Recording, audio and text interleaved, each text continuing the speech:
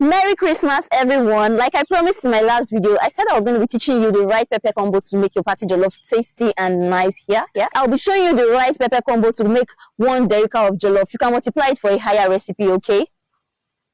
So to make your jollof come out tasty and nice, this is the amount of tomatoes you are meant to use. You are not meant to use everything as only tomatoes. No, don't do that, okay? We have 4 big size tomatoes here, or you can call it medium size because there are some sizes bigger than. Then you need, this thing is called shombo or bawa.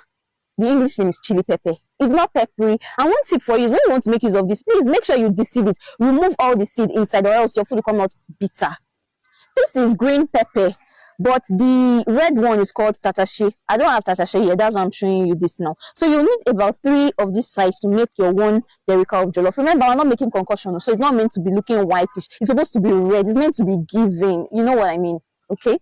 Then your pepper is according to what you can tolerate. We're needing 1 sachet of tomato paste. You can make use of Gino or Taste. Then you need a generous amount of onions when making your jollof.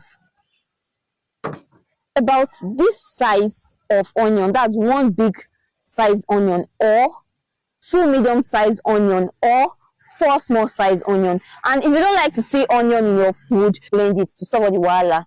If you enjoyed watching this video, please follow and like for more. See you in my next one.